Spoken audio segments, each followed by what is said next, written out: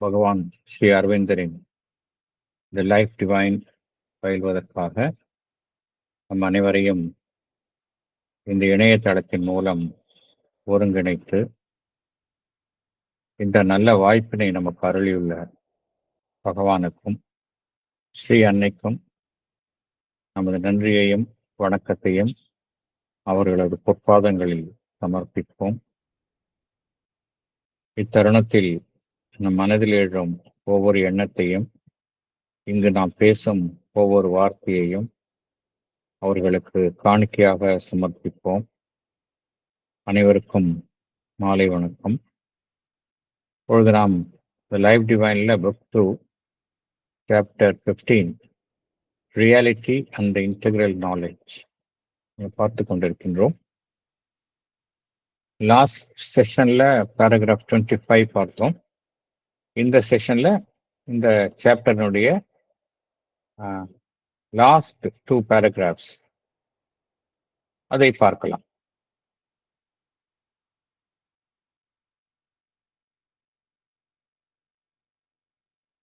Last செஷன்ல paragraph 25ல பகவான் 7 விதமான அறியாமைகளில் நாம் இருக்கின்றோம், 7-fold ignorance என்பதை பற்றி குறிப்பிட்டுள்ளார்.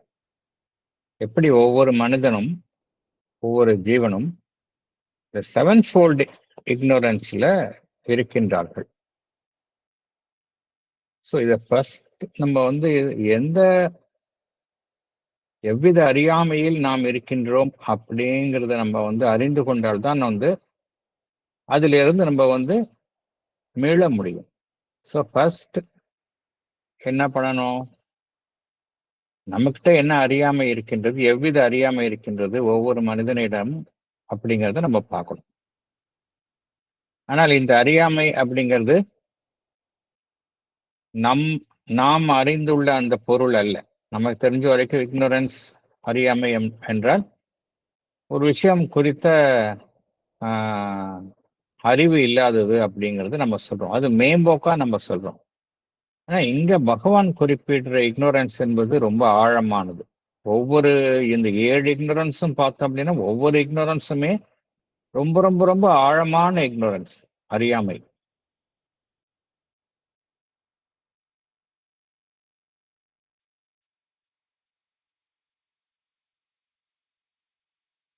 என்ன புரிந்து கொள்ளணும் அப்படின்னா, நாம் இந்த சட உலகத்துல ஒவ்வொருவரும் எப்படி இருக்கின்றோம், தனித்தனி ஜீவன்களாய் இருக்கின்றோம். எல்லாமே தனித்தனியாக இருக்கின்றோம். எல்லாமே பார்த்தோம் அப்படின்னா செப்பரேட்டிவ் எக்ஸிஸ்டன்ஸ். இந்த ஒரு இடத்துல இருக்கிறோம்னா அந்த இடத்தோட தான் நம்மளுடைய இருப்பு வரையறுக்கப்படுகின்றது. எந்த காலத்தில் இருக்கின்றோமோ அந்த காலத்துக்குள் தான் நம்முடைய எக்ஸிஸ்டன்ஸ் எல்லைக்குட்படுத்தப்படுகின்றது. இதெல்லாம் பார்க்கும் பொழுது ஒரு பன்முக சுய அறியாமையில் ஒவ்வொரு மனிதனும் இருக்கின்றான் என்று பகவான் குறிப்பிடுகின்றார். முதல் அடிப்படையால என்ன ஒரு அறியாமையில் இருக்கிறோம் அப்படின்னா, நாம் இருக்கக்கூடிய உலகம், நாம் காணும் அனைத்து அம்சங்கள், மனிதர்கள், நாம், இவைகளுக்கெல்லாம் சோர்ஸ் என்ன, மூலம் என்ன அப்படிங்கிறத என்பது குறித்த முழு அறியாமல் இருக்கின்றோம். இவைகளுக்கெல்லாம் சோர்ஸ், மூலம் என்ன அப்படின்னா அந்த முழுமுதற் பொருளான மெய்ப்பொருள், பரம்பொருள், அப்சல்யூட். அதுதான் எல்லாத்துக்கும் அடிப்படை மூலமாக இருக்கின்றது, காரணமாக இருக்கின்றது.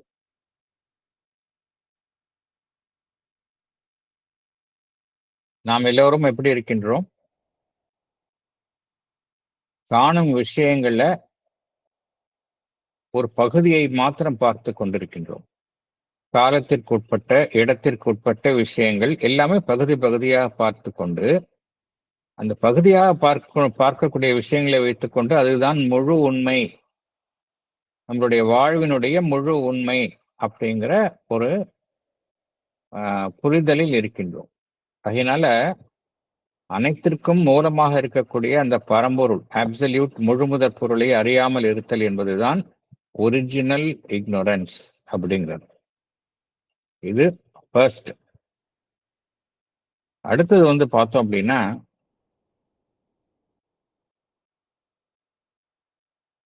நாம் இந்த பிரபஞ்சத்துல எத்தகைய பிரபஞ்சத்தில் இருக்கின்றோம், நம் வாழ்வு இந்த பிரபஞ்சத்தில் எவ்வாறு இயங்குகின்றது என்றால், எல்லாமே 2 விஷயங்கள் இங்கு காணப்படுகின்றன. ஒன்று இயக்கம், இரண்டாவது மாறுபாடுகளை கொண்ட ஒரு அம்சங்கள். எல்லாமே மாறிக்கொண்டே இருக்கின்றன, இயங்கிக் கொண்டே இருக்கின்றன. எதுவுமே ஸ்டேபிளா இல்ல, எதுவுமே கான்ஸ்டன்டா இல்ல. எல்லாமே மாறிக்கொண்டே இருக்கின்றன. எந்த பரிமாணங்களுக்குட்பட்டு அவை மாறிக்கொண்டே இருக்கின்றன என்றால், ஒன்று காலம். காலத்திற்குட்பட்டு எல்லாமே மாறிக்கொண்டிருக்கின்றன. இரண்டாவது இடம். இது 2 பரிணாமங்களில் தான் அந்த மாறுதல்களை நம்ம பார்க்கிறோம். பிராக்டிக்கலா நம்ம பார்க்கிறோம். இன்னைக்கு இருக்கிறது நாளைக்கு இல்ல, இங்க இருக்கிறது இங்க வேற ஒரு இடத்துல இல்ல. ஸோ இந்த கான்ஸ்டன்ட் மொபிலிட்டி அண்ட் சேஞ்ச், இதைத்தான் நம்ம நம்மளுடைய இருப்பினுடைய முழு உண்மை அப்படின்னு நினைச்சிட்டு இருக்கிறோம். ஆனால் இதற்கு பின்னால என்ன இருக்கு அப்படின்னா, இடத்தை கடந்த, அங்க இடம் என்பதே கிடையாது, காலத்தை கடந்த, எவ்வித இயக்கமும் இல்லாமல் எவ்வித மாற்றமும் இல்லாத அந்த மெய்ப்பொருள் இருக்கின்றது. We are ignorant of the spaceless, timeless, immobile, immutable self. நம்ம இருக்கிறது இதுக்கு ஆப்போசிட் அம்சங்களை உடைய இயக்கங்களை கொண்ட ஒரு வாழ்வில் இருக்கின்றோம். இதைத்தான் நம்ம உண்மையை நினைச்சிட்டு இருக்கோம். ஆனா இதுக்கு பின்னாடி இதுக்கு எது காரணமாக இருக்கின்றது என்றால், இடத்திற்கு அப்பாற்பட்ட, காலத்திற்கு அப்பாற்பட்ட, எந்த விதமான இயக்கமும் இல்லாமல், எவ்வித மாறுபாடும் இல்லாமல் இருக்கக்கூடிய அந்த செல்ஃப், அந்த பரம்பொருள் இருக்கின்றது. அதுதான் காரணம் என்பதை நாம் அறியாமல் இருக்கின்றோம். ஸோ முதல்ல எல்லாத்துக்கும் காரணம் இந்த அப்சல்யூட், அது தெரியறதில்லை. ரெண்டாவது, நம்ம பார்க்கக்கூடிய இந்த காலத்திற்கும் இடத்திற்கும் உட்பட்டு மாறுபாடுகளை கொண்டதுதான் நம் வாழ்க்கை அப்படின்னு நினைக்கிறோம். அது கிடையாது. அதுக்கு பின்னாடி எவ்வித இயக்கமத்திலும் ஈடுபடாமல் காலத்திற்கும் இடத்திற்கும் அப்பாற்பட்ட ஒன்று இருக்கின்றது என்பதை அறியாமல் இருக்கின்றோம். அதுதான் நாம் இருக்கக்கூடிய இயக்கத்திற்கு காரணமாக இருக்கின்றது என்பதையும் அறியாமல் இருக்கின்றோம். இதுதான் காஸ்மிக் இக்னோரன்ஸ். இரண்டாவது பேரு காஸ்மிக் இக்னோரன்ஸ் பேரு. முதல்ல நம்ம பார்த்ததுக்கு ஒரிஜினல் இக்னோரன்ஸ், காஸ்மிக் இக்னோரன்ஸ். இந்த காஸ்மாஸ், இந்த பிரபஞ்சம் அதுதான் உண்மை அப்படின்னு நினைக்கிறோம். பிரபஞ்சத்தை தாங்கி நிற்பது என்ன அப்படிங்கிறது குறித்த அறியாமையில் இருக்கின்றோம். மூன்றாவது,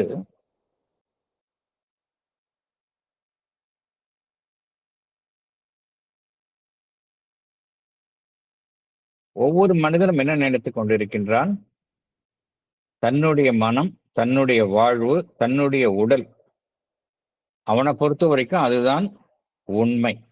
அதுதான் உண்மையான நான் யார் அப்படின்னா, என்னுடைய மைண்ட், என்னுடைய வாழ்வு, என்னுடைய பிராணமயம், என்னுடைய உடல், அதுதான் என்னுடைய ட்ரூ செல்ஃப். இதிலிருந்து வேறுபட்டு இருப்பதெல்லாம் அது நான் கிடையாது. It is not my self. எல்லாமே நான் என்கின்ற அந்த ஈகோ அந்த அமைப்பை சுற்றி இருக்கக்கூடிய மைண்ட், என்னுடைய மனம், என்னுடைய வாழ்வு, என்னுடைய உடல், இதுதான் என்னை பொறுத்த வரைக்கும் ட்ரூ செல்ஃப். இதுல இருந்து எதெல்லாம் வெளியில இருக்கோ அதெல்லாம் it is not my self, not self அப்படின்னு தான் எல்லாரும் நினைச்சிட்டு இருக்கிறோம். எல்லாரும் இப்படிதான் இருக்கிறோம் எல்லாருமே. ஆனால் என்ன புரிந்து கொள்ளணும் அப்படின்னா, நாம் தனியே இல்லை. நாம் அந்த பிரபஞ்ச அமைப்பினுடைய ஒரு அங்கம் எப்படிப்பட்ட அங்கம் என்றால் அதிலிருந்து நம்மளை பிரிக்கவே முடியாது. பிரபஞ்சமும் நாமும் ஒன்றுதான். நம்ம we are part of the universal self. We are part of our individual existence is part and parcel of the cosmic existence. நம்மளுடைய individual consciousness it's a part and parcel of the cosmic consciousness. நம்ம எப்படி இருக்கிறோம், உண்மையிலே எப்படி இருக்கிறோம் அப்படின்னா, நம்ம இங்க உலகத்தில் காணக்கூடிய அனைத்தினுடனும் நம்ம ஒரு எல்லை கடந்த ஒருமையில் தான் நாம் இருக்கிறோம். இதுதான் உண்மை. ஆனா நமக்கு தெரியல, அதை பத்தி கம்ப்ளீட்டா நம்ம தெரியாமல் இருக்கிறோம். நம்மளுடைய ஈகோவை சுற்றி இருக்கக்கூடிய மனம், வாழ்வு, இந்த உடல், இதுதான் ட்ரூ செல்ஃப் அப்படின்னு நினைச்சிட்டு இருக்கிறோம். இது மூன்றாவது இக்னோரன்ஸ், ஈகோயிஸ்டிக் இக்னோரன்ஸ் அப்படிங்கிறார் பகவான். அடுத்தது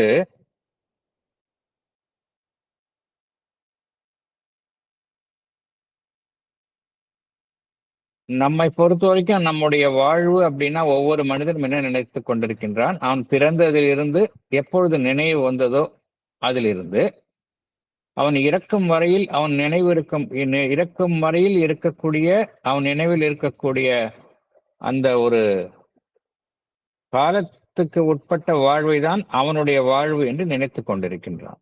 அது ஒரு ஸ்மால் ஸ்பேன் ஆஃப் டைம். ஒரு குறுகிய இடத்தில் இருக்கின்றோம். அவங்கவுங்க இடத்துல இருக்கிறோம். அவங்களுடைய ஒருவருடைய காலம் என்பது அவருடைய பிறவியில் இருந்து இறக்கும் வரை இருக்கக்கூடிய இந்த இடைப்பட்டது தான் ஒருவருடைய காலம் அப்படிங்கிறோம். இதுதான் நம்ம இப்போ ஒவ்வொரு மனிதனுக்கும் இதை தவிர வேறு எதுவுமே தெரியாது. ஆரம்பம், இடைப்பட்ட பகுதி, இறுதி பகுதி, இது எல்லாமே இதுதான். ஆனால் அவன் இது கிடையாது. நம்ம எப்படி இருக்கிறோம் அப்படின்னா, இந்த காலத்தில் நம்முடைய இருப்பு என்பது ஒரு சாஸ்வதமான வெளிப்பாடு அப்படிங்கிறார். இட்டர்னல் பிகமிங் இன் டைம் அப்படிங்கிறார். நம்மளுடைய வாழ்வு என்பது இந்த பிறவியில் மாத்திரம் இல்லை, சாஸ்வதமான வெளிப்பாடு, காலத்திற்குட்பட்ட ஒரு சாஸ்வதமான வெளிப்பாடு அப்படிங்கிறார். ஸோ நம்மளுடைய எக்ஸிஸ்டன்ஸ் எப்படி இருக்கு, நம்முடைய முந்தைய பிறவிகளிலும் இருக்குது, வரப்போற பிறவிகளிலும் தொடர்ந்து இருக்க போகின்றது. we are eternal in time. ஆனா நம்ம அப்படி நினைக்கிறோமா? கிடையாது. ஸோ இதுதான் ஃபோர்த், டெம்பரல் இக்னரன்ஸ், காலத்திற்கு உட்பட்டு இருக்கும் அறியாமை. நான்காவது பார்த்தோம் அப்படின்னா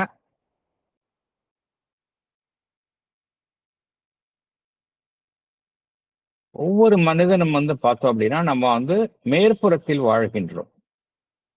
we live on the surface. ஒரு தண்ணியில மேல மிதக்கிற மாதிரி தான் நம்ம எல்லாம் இருக்கிறோம். ஒரு சமுத்திரத்துல மேல மிதக்கிறமோ எப்படி இருக்கிறோம், அப்படிதான் நம்ம இருக்கிறோம். நம்மளுடைய ஜீவனுடைய மேற்பகுதியில தான் நம்ம வாழ்கின்றோம். அதுதான் நம்மளுடைய ஒட்டுமொத்த ஜீவனினுடைய பகுதி அப்படின்னு நினைத்து கொண்டிருக்கின்றோம். ஆனால் அது ஒரு டிப் ஆஃப் த ஐஸ்பர்க் தான் நம்முடைய சர்ஃபேஸ் செல்ஃப் அப்படிங்கிறது. பகவான் என்ன சொல்றாரு அப்படின்னா, எப்படி ஒரு பெரிய கோபுரம் இருக்கு, அந்த கோபுரம் சமுத்திரத்துல தண்ணியில மூழ்கி இருக்கு. இந்த கோபுரத்தினுடைய கலசம் மாத்திரம் வெளியில தெரியுது அப்படின்னா, அந்த கலசம் மாதிரி தான் நம்மளுடைய சர்ஃபேஸ் லைஃப், சர்ஃபேஸ் எக்ஸிஸ்டன்ஸ் இருக்கு. அந்த சர்ஃபேஸ் எக்ஸிஸ்டன்ஸுக்கு கீழே பார்த்தோம் அப்படின்னா நம்முடைய எக்ஸிஸ்டன்ஸ், இருப்பினுடைய மாபெரும் பகுதி மறைந்துள்ளது. அது குறித்து அறியாமையில் இருக்கின்றோம். என்னென்னலாம் மறைந்திருக்கு நம்மளுக்கு, நம்மளுடைய சர்ஃபேஸ் எக்ஸிஸ்டன்ஸுக்கு கீழே எதுவெல்லாம் மறைந்திருக்கின்றது?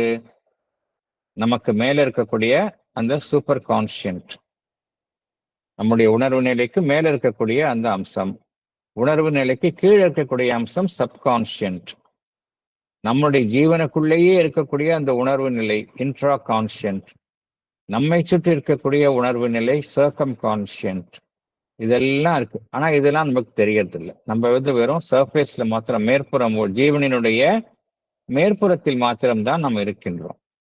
ஸோ இந்த மேற்புறத்தில் நம்ம அடையக்கூடிய நாம் வாழக்கூடிய வாழ்வு, அதில் ஏற்படக்கூடிய மாற்றங்கள், இதெல்லாமே பார்த்தோம் அப்படின்னா நம்மளுடைய மனதினால் அறியப்படுகின்றன. எல்லாமே மனம் சார்ந்த அனுபவங்களாக நாம் உணர்கின்றோம். எல்லா நம்ம எதிர்கொள்ளக்கூடிய அனுபவங்கள் எல்லாமே எப்படி நம்மளுடைய மனம் சார்ந்த அனுபவங்களாகத்தான் உணர்கின்றோம். ஆனால் இதுதான் நம்மளுடைய ஒட்டுமொத்த வாழ்க்கை என்று நினைத்துக் கொண்டிருக்கின்றோம். நம்முடைய பெரும்பகுதி எங்க இருக்கு? சூப்பர் கான்ஷியன்ட்ல இருக்கு, சப்கான்ஷியன்ட்ல இருக்கு, இன்ட்ரா கான்ஷியன்ட்ல இருக்கு, சர்க்கம் கான்ஷியன்ட்ல இருக்கு. இதெல்லாம் குறித்த அறியாமல் இருக்கின்றோம்.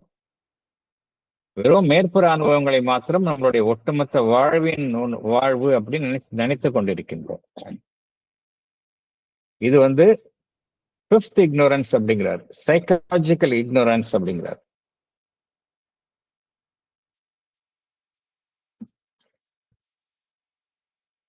அடுத்தது,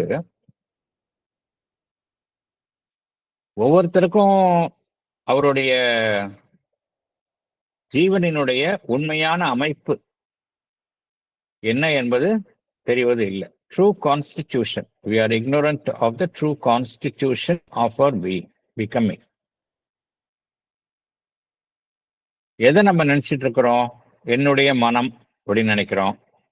நான் சிந்திக்கின்றேன், அதனால எனக்கு மனம் இருக்கின்றது. நான் வாழுகின்றேன், ஆதலால் எனக்கு வாழ்வு இருக்கின்றது. நான் இயங்குகின்றேன், ஆதலால் எனக்கு உடல் இருக்கின்றது.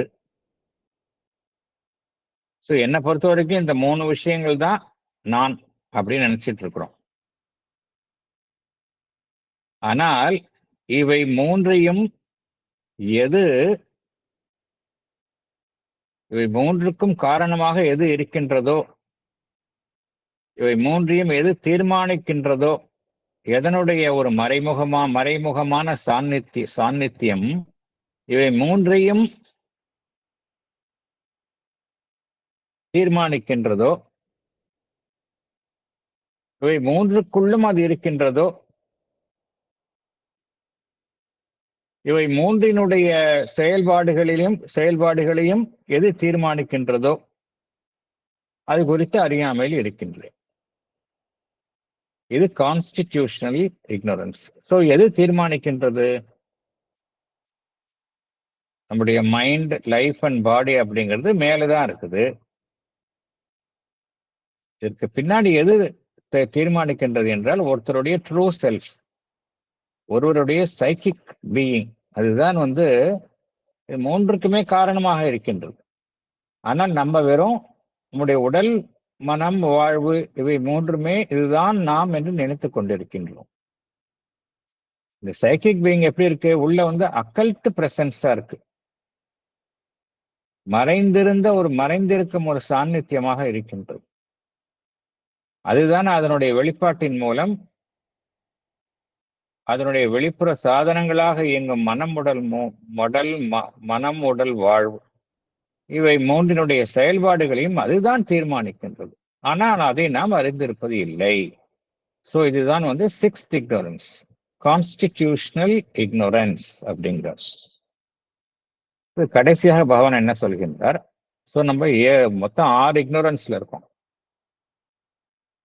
இந்த 6 இக்னோரன்ஸ்ல இருக்கிறதுனால என்ன ஆகுது? ஒருவருடைய வாழ்வு எவ்வாறு இருக்கின்றது? நமக்கு உண்மையான அந்த ஞானம் கிட்டுவது இல்லை. we miss the true knowledge. நமக்கு உண்மையான வழிகாட்டுதல் கிடைப்பது இல்லை. we miss the true government of our nature. அதனால் நம்முடைய வாழ்வினுடைய உண்மையான சந்தோஷம் என்பதை நாம் அறியாமல் இருக்கின்றோம். Enjoyment, we miss the true enjoyment of our life in the world. எப்பொழுதுமே ஒரு பக்கம் மகிழ்ச்சினா இன்னொரு பக்கம் துன்பம் அப்படிங்கிற ஒரு இருமைகளில் தான் நாம் உழன்று கொண்டிருக்கின்றோம். நம்முடைய எண்ணங்கள் பார்த்தோம் அப்படின்னா முழு ஞானத்தில் செயல்படுவது இல்லை. அதுவும் அறியாமையில் தான் நம்முடைய எண்ணமும் செயல்படுகின்றது. நம்முடைய சங்கல்பமும் அவ்வாறு தான் செயல்படுகின்றது. நம்மளுடைய உணர்ச்சிகளும் அவ்வாறு தான் செயல்படுகின்றன. நம்முடைய செயல்களும் அவ்வாறு தான் செயல்படுகின்றன. வாழ்வில் சந்திக்கக்கூடிய ஒவ்வொரு தொடர்புக்கும் நாம் சரியாக ஒரு எதிர்வினையை தோற்றுவிப்பது இல்லை. We make imperfect responses at every point to the questionings of the world அப்படிங்கிறார். We return wrong or imperfect responses at every point to the questionings of the world அப்படிங்கிறார். உலகத்துல வெளியிலேருந்து வரக்கூடிய ஒவ்வொரு தொடர்புக்கும் நம்மிலிருந்து அதற்கு பதிலாக ஏற்படும் அந்த ரெஸ்பான்ஸ் என்பது முழுமையாக இல்லை, பூரணமாக இல்லை, எல்லாமே ராங், ஒன்று தவறாக இருக்கின்றது அல்லது முழுமையற்றதாக இருக்கின்றது அப்படிங்கிறார். அதனாலதான் நம்ம எப்படி எதுல நம்ம சுழலுகின்றோம். We wander in a maze of errors and desires அப்படிங்கிறார். பிழைகள், மேஸ்னு என்ன அர்த்தம்? ஒரு இடத்துக்கு போயிட்டு அங்கேருந்து வெளியே வரத்துக்கு வழி தெரியாம சிக்கிக்கிட்டு இருக்கிறது. ஒரு வலைக்குள் நாம் சிக்கிக்கொண்டு இருக்கின்றோம். We wander in a maze of errors, பிழைகள், மறுபக்கம் ஆசைகள், desires. ஒரு பக்கம் போராட்டங்கள், மறுபக்கம் தோல்விகள், strivings and failures. ஒரு பக்கம் வலி, இன்னொரு பக்கம் இன்பம், pain and pleasure. sin and stumbling. ஒரு பக்கம் நம்ம பாவம் என்று எண்ணி ஒன்றை செய்கின்றோம், மறுபக்கம் தடுமாறுகின்றோம். நாம் நடக்கும் பாதை, பின்பற்றும் பாதை எப்படி இருக்கு? நேராக இல்லை, கோணலாக இருக்கிறது. We follow a crooked road. வாழ்வில் எதை தேடுவது, எதை இலக்காக கொண்டுவது நாம் தேடுவது என்பதை நாம் அறியாமல் இருக்கின்றோம். இன்றைக்கு ஒரு இலக்கை எண்ணுகின்றோம், இன்னொரு நாளைக்கு இன்னொரு இலக்கை நாம் நாடுகின்றோம், மற்றொரு நாளைக்கு வேறொரு இலக்கை நாம் நாடுகின்றோம். அந்த சரியான இலக்கை நாம் நாடுகின்றோமா, தேடுகின்றோமா என்பது குறித்து நாம் அறிவது இல்லை. We grope blindly for a changing goal அப்படிங்கிறார். ஸோ இவ்வளவு விஷயம் நடக்குது நமக்கு. ஒரு மனிதனுடைய வாழ்வுல இவ்வளவு விஷயம் நடக்குது. இதெல்லாம் என்ன காரணம்? நாம் ஏற்கனவே பார்த்த அந்த 6 அறியாமைகளில் காரணமாக நம்மால நடைமுறை வாழ்வுல நம்ம ஒரு முழு இதெல்லாம் நடைமுறை வாழ்வில் நம்மால் ஒரு முழு ஞானத்துடன் செயல்படுவ முடிவது இல்லை. இது 7th ஆர் பிராக்டிக்கல் இக்னோரன்ஸ் அப்படிங்கிறார். ஸோ இதெல்லாம் பகவான் இந்த 7-fold இக்னோரன்ஸ் சொல்றாரு. அடுத்த பேராகிராஃப்ல பியூட்டிஃபுல்லா சொல்றாரு. இது எப்படி சேஞ்ச் பண்றதுங்கிறத சொல்றாரு அவர். முதல்ல என்ன பார்த்தோம்? மெனி சைடட் செல்ஃப் இக்னோரன்ஸ் பார்த்தோம். அப்புறம் அந்த முழுமுதற் பொருள் அப்சல்யூட், அது குறித்து அறியாமல் இருக்கின்றோம், ஒரிஜினல் இக்னோரன்ஸ் அப்படிங்கிறது பார்த்தோம். அப்புறம் காஸ்மிக் இக்னோரன்ஸ், 2வது காஸ்மிக் இக்னோரன்ஸ். நாம் இருக்கக்கூடிய உலகம்தான் உண்மைன்னு நினைச்சிட்டு இருக்கோம், ஆனால் அதுக்கு பின்னாடி வேறொன்று அதை ஆதரிக்கின்றது என்பதை குறித்து அறியாமல் இருக்கின்றோம். நாம் இந்த ஈகோயிஸ்டிக் இக்னோரன்ஸ், நாம் தான் உலகம் அப்படின்னு நினைச்சிட்டு இருக்கிறோம், ஆனால் அந்த பிரபஞ்சத்தினுடைய ஒரு பகுதி நாம் என்பதை அறியாமல் இருக்கின்றோம். 4வது டெம்பரல் இக்னோரன்ஸ், ஒரு குறுகிய வாழ்வில் இருப்பது தான் நம் வாழ்க்கைன்னு நினைக்கிறோம். ஆனால் நம் வாழ்வு என்பது கடந்த கால பிறவிகள், வரப்போறும் பிறவிகள், இதில் சாஸ்வதமாக இருக்கக்கூடியது என்பதை அறியாமல் இருக்கின்றோம். நம்முடைய ஜீவனினுடைய பெரும்பகுதியே அறியாமல் இருக்கின்றோம். சூப்பர் கான்ஷியன், சப்கான்ஷியன், இன்ட்ரா கான்ஷியன், சர்க்கம்சா கான்ஷியன், இதெல்லாம் அறியாம வெறும் சர்ஃபேஸ், மேற்புறத்திலே இருக்கின்றோம். இது சைக்கலாஜிக்கல் இக்னோரன்ஸ். 5வது. 6வது பார்த்தோம் அப்படின்னா கான்ஸ்டிடியூஷனல் இக்னோரன்ஸ். நம்மளுடைய உடல் மனம் வாழ்வுக்கு பின்னாடி நம்ம ஒரு ஆண்மன் இருக்கின்றது, சைத்திய புருஷன் இருக்கின்றது, அதுதான் உண்மையிலேயே அதுதான் it really constitutes our being. மனம் உடல் வாழ்வையும் அதுதான் தீர்மானிக்கின்றது என்பதை அறியாமல் இருக்கின்றோம். ஸோ இது 6 அறியாமைகள் இருப்பதனால்தான் நம்மளுடைய பிராக்டிக்கல் லைஃப் பார்த்தோம் அப்படின்னா எல்லாமே தாறுமாறாக இருக்கின்றது அப்படிங்கிறார். ஸோ இது 7 அறியாமைகள், 7-fold இக்னோரன்ஸ் அப்படிங்கிறது ரொம்ப ரொம்ப லைஃப் டிவைன்லேயே ரொம்ப முக்கியமான ஒரு பேராகிராஃப். இந்த பேராகிராஃப் லைஃப் டிவைன்லேயே ரொம்ப முக்கியமான paragraph.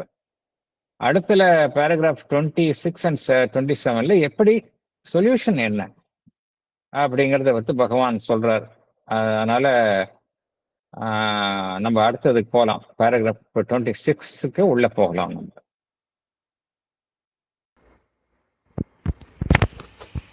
Book 2, Chapter 15, Reality and the Integral Knowledge, Paragraph 26. Our conception of the ignorance will necessarily determine our conception of the knowledge and determine. Therefore, since our life is the ignorance at once, denying and seeking after the knowledge, the goal of human effort and the aim of the cosmic endeavor, integral knowledge, will then mean the cancelling of the sevenfold ignorance by the discovery of what it misses and ignores, a sevenfold self revelation within our consciousness. Yes. Explanation. Our conception of the ignorance will necessarily determine our conception of the knowledge. It will determine the goal of human effort and the aim of the cosmic endeavor. This is because our life is the ignorance which is denying the knowledge.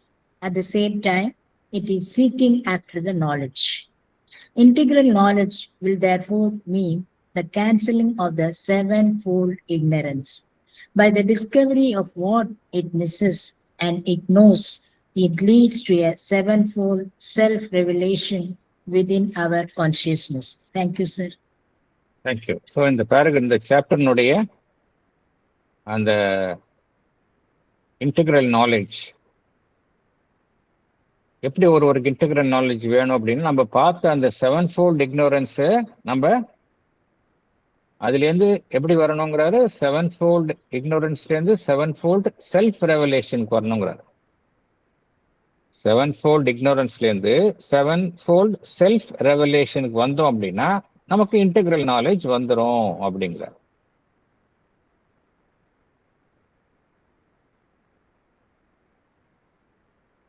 இங்க பகவான் என்ன சொல்றாரு அப்படின்னா, நமக்கு ignorance அப்படிங்கிறது தெரிஞ்சாதானே, எதுல இக்னோரண்டா இருக்கோங்கிறது தெரிஞ்சாதானே நம்மளால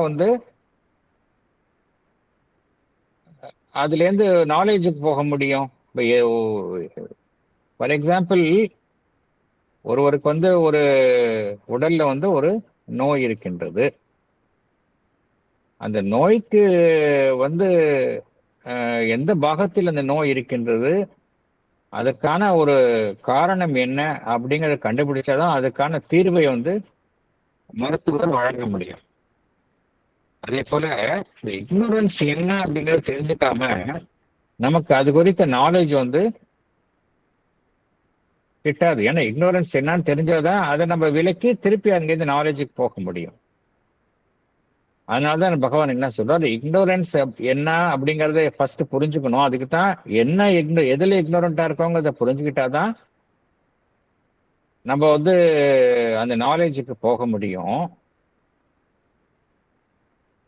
அது மாத்திரம் இல்லாம எந்த ஒரு இலக்கை நோக்கி நம்மளுடைய முயற்சிகள் இருக்கணும். இப்ப எனக்கு ஒரு குறிப்பிட்ட அறியாமை இருக்கு அப்படின்னா என்னுடைய முயற்சிகள் எல்லாம் எப்படி இருக்கும், அந்த அறியாமை விலக்கி அது குறித்த உண்மையான நாலேஜ் என்ன என்பதை அடைவதில் தான் என்னுடைய செயல்பாட்டினுடைய இலக்கு இருக்கும். ஆகையினால அடிப்படையில் என்ன, அந்த இக்னோரன்ஸ் என்ன அப்படிங்கறத தெரிஞ்சுக்கணும். உங்களுடைய வாழ்வு பரிணாமத்தில் எப்படி இயங்கிக் கொண்டிருக்கின்றது அப்படின்னா, அறியாமையிலிருந்து நாம் அந்த ஞானத்தை பெற்றுக்கொள்ளும் ஒரு இயக்கத்தில் தான் நாம் அனைவருமே இருக்கின்றோம். ஒரு பக்கம் நம்ம அறியாமையில் இருப்பதனால ஞானம் அறிவு என்ன என்பதை நாம் அறியாமல் மறுத்து கொண்டு இருக்கின்றோம். அதே சமயம் உண்மையான ஞானம் என்பதை தேடிக்கொண்டும் இருக்கின்றோம். ஸோ இந்த ரெண்டு ஆக்டிவிட்டியும் ஒரே மாதிரி நடக்குது. Our life is the ignorance at once denying and seeking after the knowledge அப்படிங்கிறார். அதனால இன்டெகிரல் நாலேஜ், இந்த சாப்டர்னுடைய தலைப்பே integral knowledge, reality and integral knowledge. Integral knowledge அப்படின்னா என்ன அர்த்தம் அப்படின்னா, நம்மை பீடித்துள்ள இந்த 7 விதமான அறியாமைகளிலிருந்து நாம் விடுபடுவதுதான். எப்படி அதிலிருந்து விடுபட முடியும்?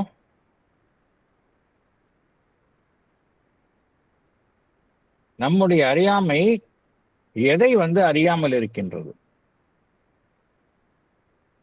நம்மளுடைய அறியாமை என்பது எது குறித்த அறியாமையில் இருக்கின்றது? அதை அறிவதன் மூலம் நாம் எதை நோக்கி செல்ல முடியும்? செவன்ஃபோல்ட் இக்னோரன்ஸ் அப்படிங்கிற ஒரு நிலையில் இருந்து செவன்ஃபோல்ட் செல்ஃப் ரெவலேஷன், 7 விதமான. ஏன்னா இங்க பகவான் என்ன சொல்றாரு, ரொம்ப ஒரு ஏன் பகவான் செல்ஃப் ரெவலேஷன் அப்படிங்கிற ஒரு இந்த கடைசி சென்டென்ஸ் ரொம்ப முக்கியமான அந்த ஃப்ரேஸ் பகவான் யூஸ் பண்றோம். Cancelling of the sevenfold ignorance by the discovery of what it misses and ignores. A sevenfold self-revelation within our consciousness. வெளியில எங்கேயும் போக தேவையில்லை, நமக்குள்ளதான் இருக்கு ஞானம்.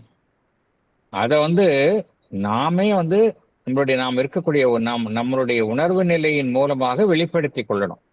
நமக்குள்ளேயே தோண்டி தோண்டி பார்த்து அந்த உள்ளே மறைந்துள்ள அந்த ஞானத்தை கண்டறிய வேண்டும் அப்படிங்கிறார். அதனாலதான் செல்ஃப் ரெவலேஷன் அப்படிங்கிறார்.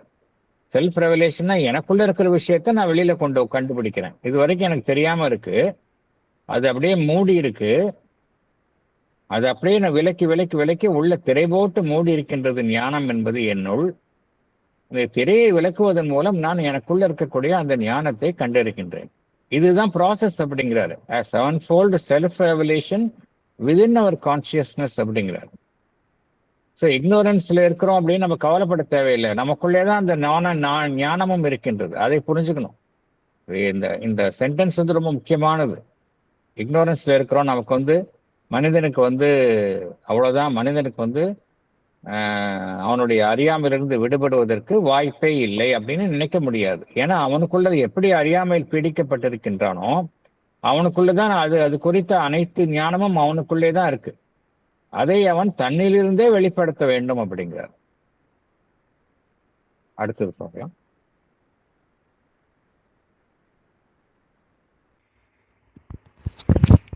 It will mean the knowledge of the Absolute as the origin of all things, the knowledge of the self, the spirit, the being, and of the cosmos as the self's becoming, the becoming of the being, a manifestation of the spirit. The knowledge of the world as one with us in the consciousness of our true self, thus cancelling our division from it by the separative idea and the life of ego. The knowledge of our psychic entity and its immortal persistence in time beyond death and earth existence. படிக்கட்டா sir? படிங்க madam. Explanation. Integral knowledge will mean the knowledge of the Absolute as the origin of all things. It is by the Absolute everything exists in the universe. The knowledge of the self, that is the spirit, the being, and the knowledge of the cosmos as the self's becoming. It is the spirit within that manifests as cosmos. The knowledge of the world as one with us in the consciousness of our true self. It means the cosmic consciousness where our individual consciousness and the cosmic consciousness becomes one. This cancels our division from the world by the separative idea and life of ego. Our ego makes us think that we are separate from this cosmos. The knowledge of our psychic entity and its immortal persistence in time beyond death and earth existence. Our psychic being continues its existence even beyond the body's death. It is immortal. Thank you, sir. Thank you.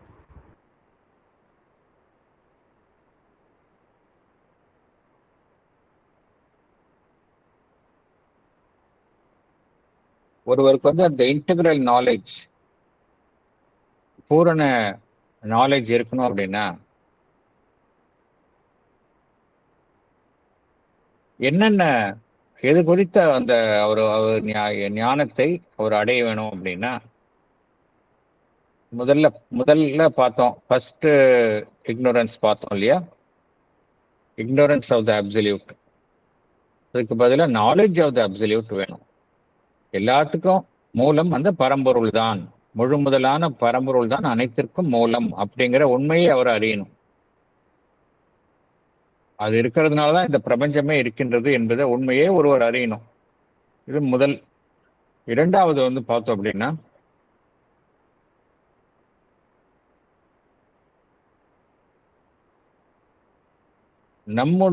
நமக்குள்ள இருக்கக்கூடிய அந்த self, அந்த மெய்ப்பொருள் தான் வந்து அதனுடைய வெளிப்பாடாக இருப்பது தான் இந்த உலகம், பிரபஞ்சம் என்பது. நாம் வேறு பிரபஞ்சம் வேறு என்பது கிடையாது. நமக்குள்ள என்ன மெய்ப்பொருள் இருக்கின்றதோ அதனுடைய வெளிப்பாடாகத்தான் இந்த பிரபஞ்சமும் இருக்கின்றது. இது இரண்டாவது இந்த ஒரு ஞானத்தை ஒருவர் அடையணும். இதெல்லாம் ஞானத்தை அடையுது அப்படின்னா இது வந்து புஸ்தகத்தை படிச்சோ யாராவது சொல்ல கேட்டோ இல்லை. இதெல்லாம் எக்ஸ்பீரியன்ஷியலா அது எப்படி அடையிறதுங்கிறதையும் பகவான் சொல்றாரு. எப்படி இந்த ஞானத்தை அடையுது, இந்த இந்த இந்த ஞானம் வந்து ஒருவருக்கு அடையணும். இது இப்ப அது மாத்திரம் தெரிஞ்சுக்கலாம். அது எப்படி அடையிறது, ஞானத்தை அடைவதுன்னா என்ன அப்படிங்கிறத பகவான் எக்ஸ்பிளைன் பண்றாரு. வெறும் ஞானத்தை அடைவது அப்படின்னா இப்ப நம்ம கிளாஸ்ல கேட்கிறோம், ஓஹோ இதை பத்தி நான் புரிஞ்சுக்கிட்டோம் அப்படின்னு அது கிடையாது. அது பகவான் அங்க மீன் பண்றது வேற, அது என்னங்கிறது நம்ம பின்னாடி வருது, அதை நம்ம தெரிஞ்சுக்கலாம். ஸோ இது இரண்டாவது விஷயம் என்ன புரிஞ்சுக்கணும் அப்படின்னா, நமக்குள்ள இருக்கக்கூடிய மெய்ப்பொருளினுடைய வெளிப்பாடாகத்தான் இந்த பிரபஞ்சம் இருக்கின்றது. இரண்டாவது விஷயம், நாம் வேறு இந்த பிரபஞ்சம் வேறு இல்லை அப்படிங்கிறத புரிஞ்சுக்கணும். அடுத்தது, அதாவது நமக்குள்ள இருக்கக்கூடிய மெய்ப்பொருளினுடைய வெளிப்பாடு தான் பிரபஞ்சம் அப்படிங்கிறத புரிஞ்சுக்கணும். அடுத்தது, நமக்குள்ள இருக்கக்கூடிய இண்டிவிஜுவல் கான்சியஸ்னஸ் இருக்கு இல்லையா, எனக்குள்ள ஒரு கான்சியஸ்னஸ் இருக்கு, எனக்குள்ள ஒரு அந்த சைக்கிக் பீயிங் இருக்கு, அதுக்கு ஒரு இண்டிவிஜுவல் கான்சியஸ்னஸ் இருக்கு. உணர்வு நிலையில பார்த்தோம் அப்படின்னா எனக்குள்ள இருக்கக்கூடிய அந்த கான்சியஸ்னஸும் இந்த பிரபஞ்சத்தில் இருக்கக்கூடிய கான்சியஸ்னஸும் ரெண்டும் ஒண்ணுதான் என்பதை அறிந்திருத்தல். The knowledge of the world as one with us in the consciousness of our true self. Individual கான்சியஸ்னஸும் காஸ்மிக் கான்சியஸ்னஸும் ஒன்று என்பதை அறிந்திருத்தல். ஒன்ஸ் ஒருவருக்கு இந்த ஒரு அனுபவம் சித்தி இதெல்லாம் சித்தியாகத்தானே ஒரு அடையணும். ரியலைசேஷன்ஸ், இதெல்லாம் ரியலைசேஷன்ஸ். இந்த சித்தியை ஒருவர் அடைந்து விட்டால் என்ன ஆகும் அவருக்கு? அவர் நான் தனியான ஆள், இந்த உலகம் வேறு, நான் வேறு என்கின்ற அந்த பிரிவினை போயிடும். He'll become one with the cosmos, இல்லையா? நம்மளுடைய separative idea, life of ego, அது முற்றிலுமாக மறைந்து விடும். இது மூன்றாவது. நான்காவது பார்த்தோம் அப்படின்னா, நமக்குள்ள இருக்கக்கூடிய உண்மையான எது நம்மளுடைய real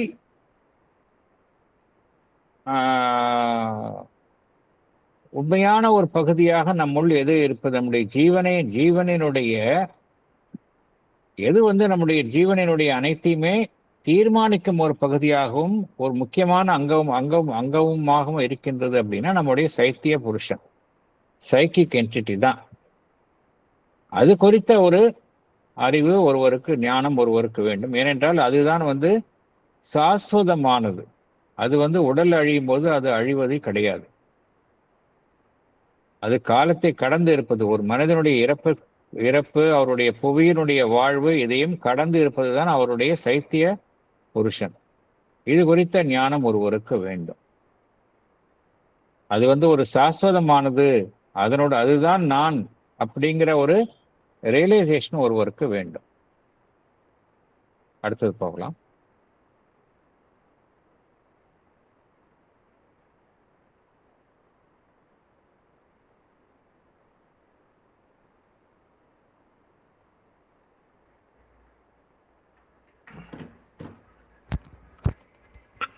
The knowledge of our greater and inner existence behind the surface, the knowledge of our mind, life, and body in its true relation to the self within and the superconscious spiritual and supramental being above them. The knowledge, finally, of the true harmony and true use of our thought, will, and action, and a change of all our nature into a conscious expression of the truth of the spirit, the self, the divinity, the integral spiritual reality.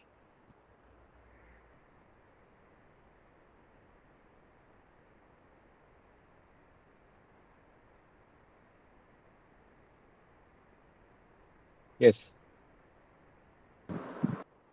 Integral knowledge will mean the knowledge of our greater and inner existence behind our surface existence.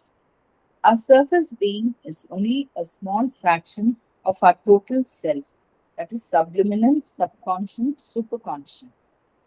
The knowledge of our mind, life, and body in its true relation to the self within and the superconscious, spiritual, and supramental being above them, that is, our mind, life, and body, are only instruments of the greater self within and above.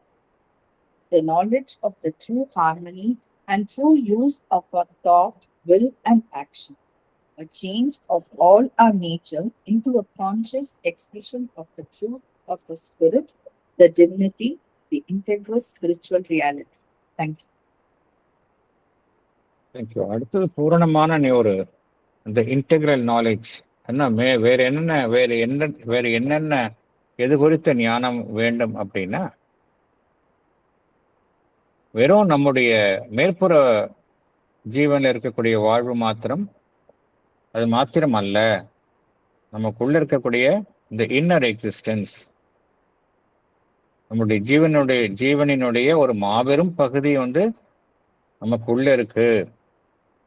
அது நமக்குள்ளேயும் இருக்கு, மேலேயும் இருக்கு, சப்லிமினலா இருக்கு, சப்கான்ஷியன்டாவும் இருக்கு, அடி உணர்வு தளத்துல இருக்கு, உள்ஜீவன்ல இருக்கு, அடி உணர்வு தளத்துல இருக்கு, உயர் உணர்வு தளத்திலையும் இருக்கு, சூப்பர் கான்ஷியன்ட்லயும் இருக்கு. இதெல்லாம் சேர்ந்ததுதான் நம்மளுடைய ஜீவன்.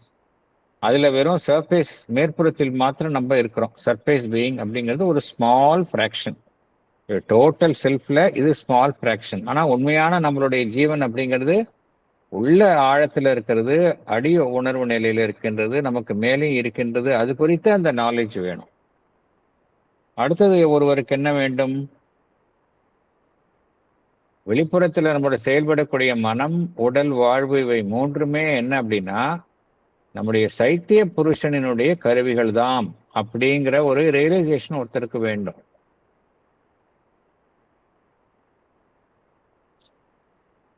இந்த உடல், மனம், வாழ்வு இவை மூன்றும் தனியே செயல்படுவதில்லை. அது நமக்குள்ள இருக்கக்கூடிய அந்த ஆன்மன், சைத்திய புருஷன், அதனுடன் தொடர்பு கொண்டிருக்கின்றது. அதே போல நமக்கு மேல் இருக்கக்கூடிய அந்த உயர்வு உணர்வு தளம், சூப்பர் கான்ஷியன்ட், ஆன்மீக மற்றும் அதிமானச அம்சங்கள் நம் மேல் இருக்கக்கூடிய இந்த அம்சங்களுடனும் தொடர்பில் இருக்கின்றது. அப்படிங்கிற ஒரு நமக்கு மனம், உடல், வாழ்வு என்பது தனியே செயல்படும் அம்சங்கள் அல்ல. இவை எதனுடன் தொடர்பு கொண்டிருக்கின்றது என்றால் நமக்குள்ளே இருக்கக்கூடிய ஆன்மன், நமக்கு மேலே இருக்கக்கூடிய அந்த சூப்பர் கான்ஷியன்ட், ஸ்பிரிச்சுவல் அண்ட் சூப்ரமெண்டல் பீயிங், அதனுடன் அது தொடர்பு கொண்டிருக்கின்றது. இதற்கும் அதற்கும் உண்மையிலேயே என்ன ஒரு ரியல் ரிலேஷன், ட்ரூ ரிலேஷன்ஸ் என்ன, இந்த ட்ரூ ரிலேஷன் என்ன அப்படிங்கிறத தெரிஞ்சுக்கணும். அதுதான் அடுத்த நாலேஜ், இன்டெகிரல் நாலேஜ்க்கு இதுதான். அடுத்தது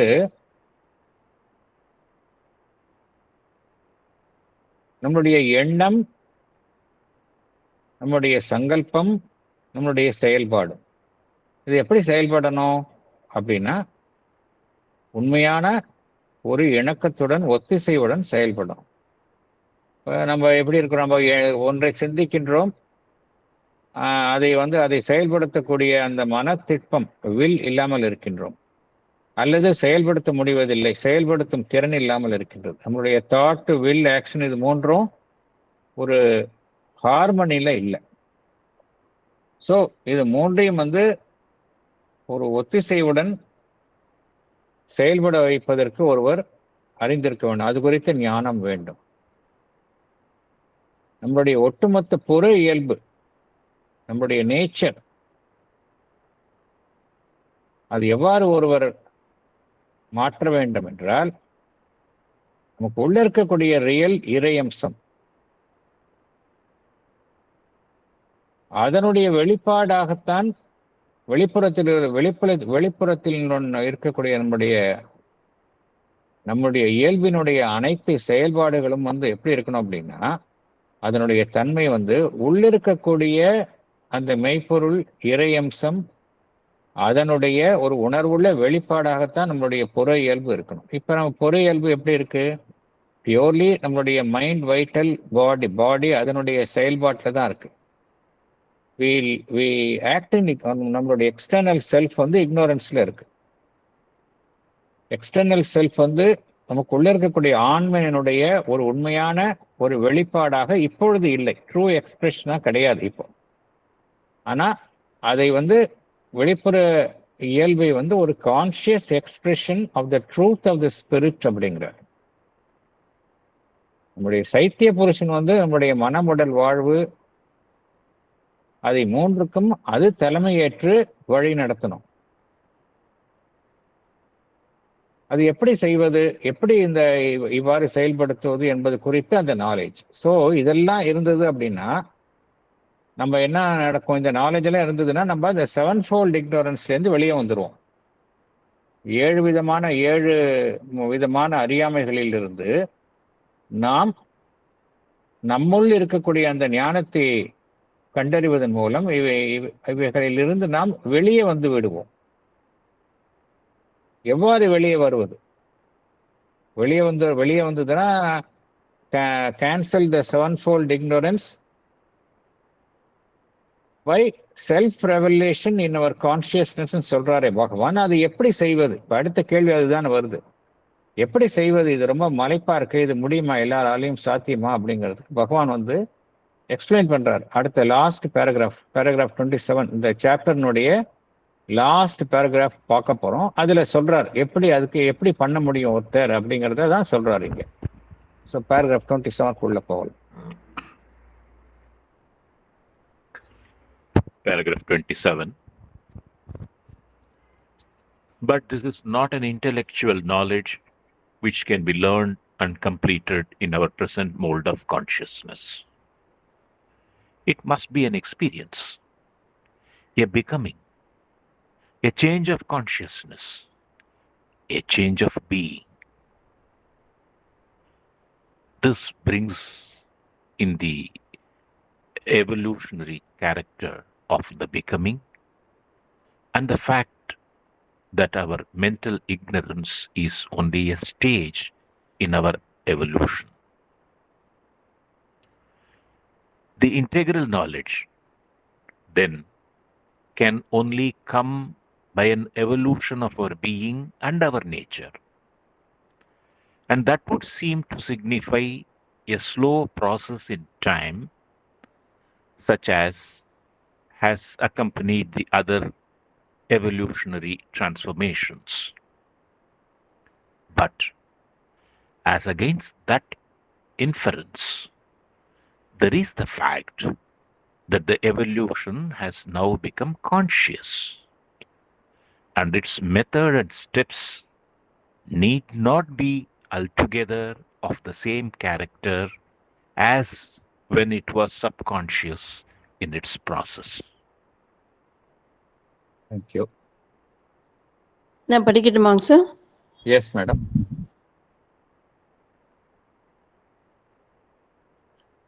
Explanation.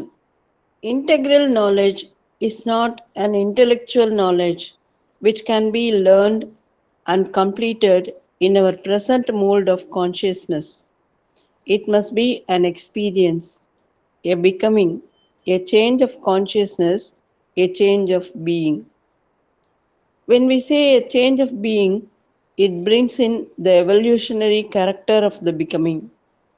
Our present mental ignorance is only a stage in our evolution. Therefore, the integral knowledge can only come by an evolution of our being and our nature.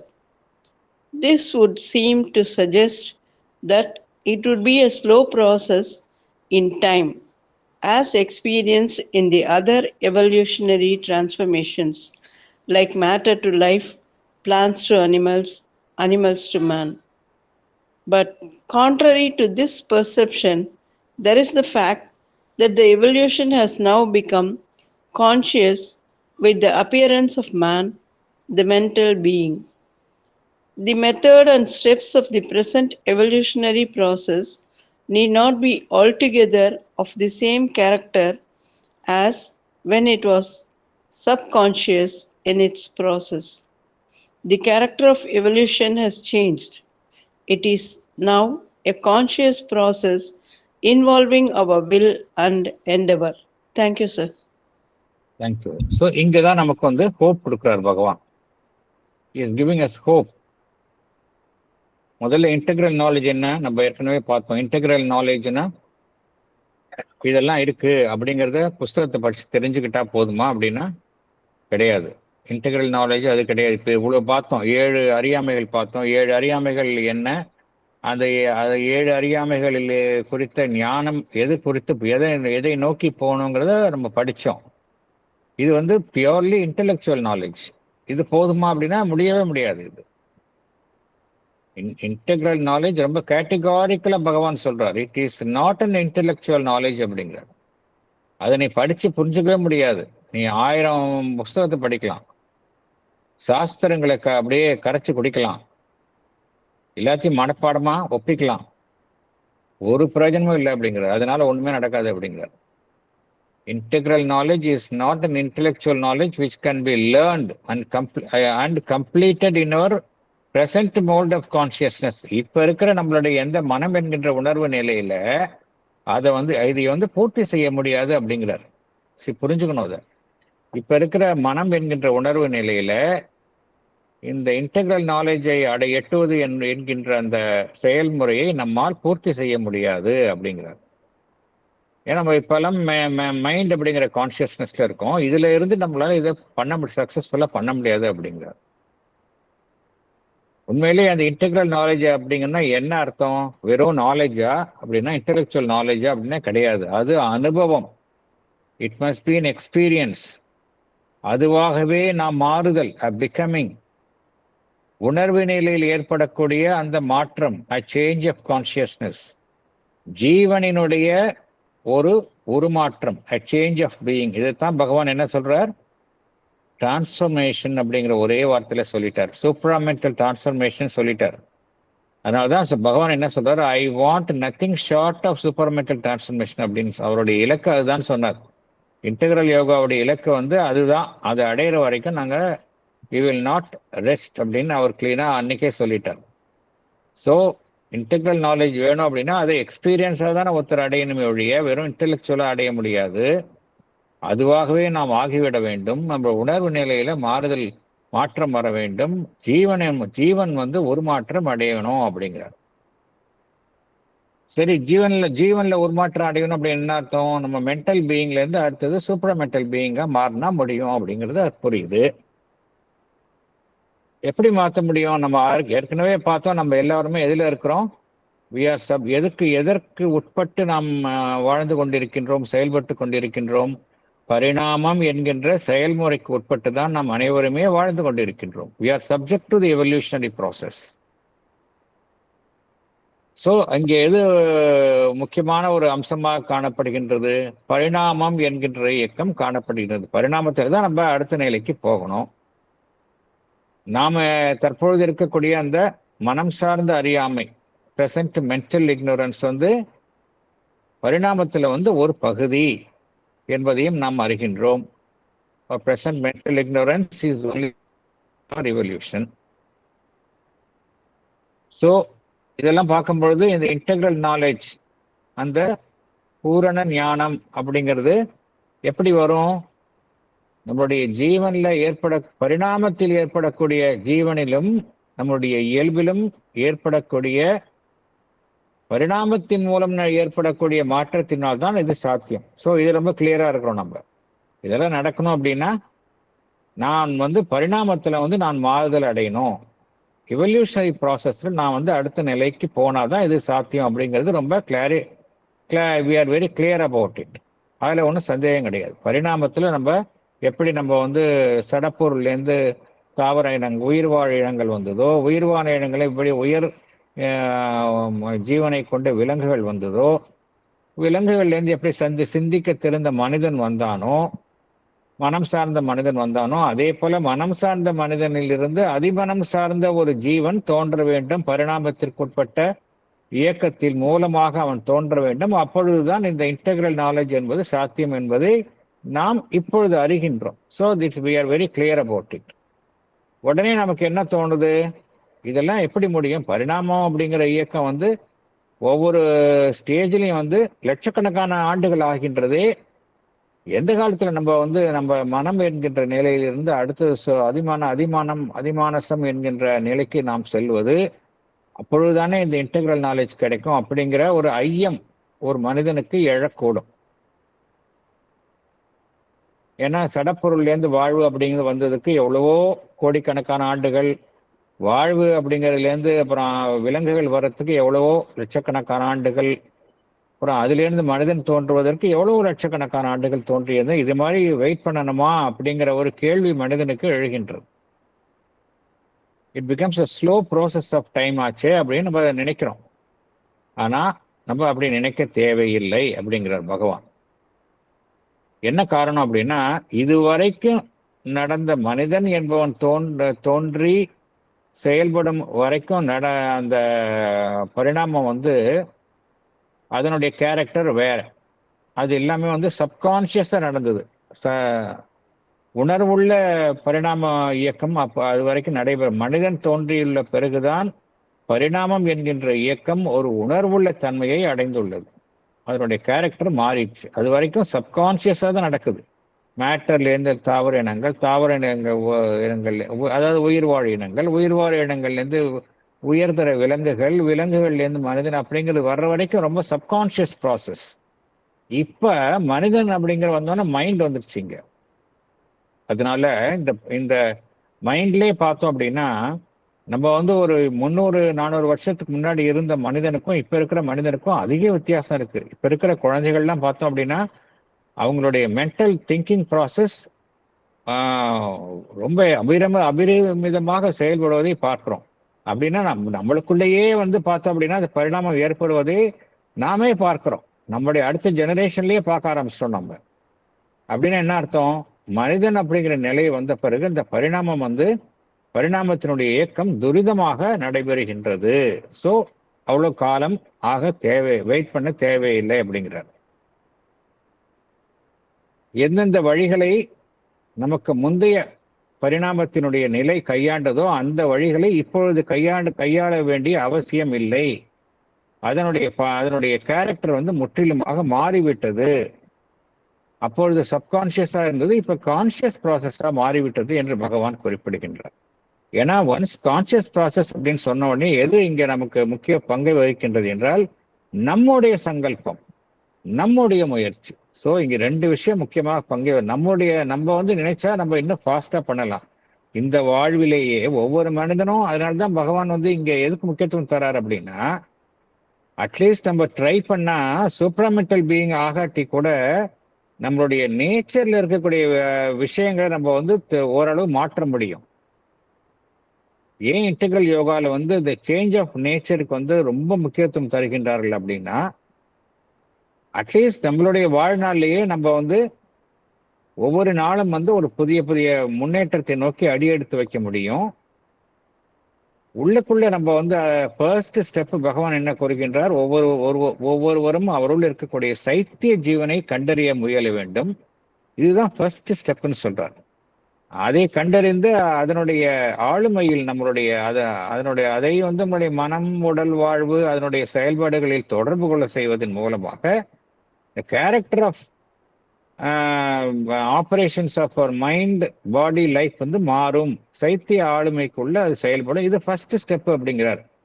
இதை ஒருத்தர் பண்ணாலே வந்து அந்த ப்ராசஸ்க்கு வந்து அவர் வந்து அதை துரிதப்படுத்துகின்றார் அப்படிங்கிற ஒரு கருத்தை பகவான் குறிப்பிடுகின்றார். ஸோ என்ன புரிஞ்சுக்கணும் அப்படின்னா, இப்போ வந்து அந்த ப்ராசஸ் வந்து கான்சியஸ் ப்ராசஸ், உணர்வுள்ள ஒரு செயல்முறையாக மாறிவிட்டதனால் நம்முடைய அந்த சங்கல்பமும் நம்முடைய முயற்சியும் பெரிய பங்கை இங்கு வகிக்கும். அதனால ஒவ்வொருவரும் இந்த முயற்சியில் ஈடுபட வேண்டும் என்று பகவான் குறிப்பிடுகின்றார். அடுத்தது போகலாம். எஸ்,